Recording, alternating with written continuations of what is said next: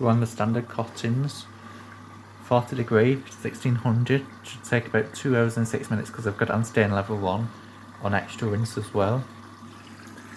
So I've not used any softener. Don't forget to subscribe.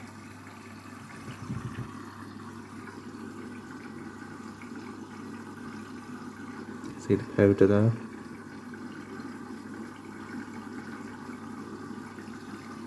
There's only 2 tailing rods in here.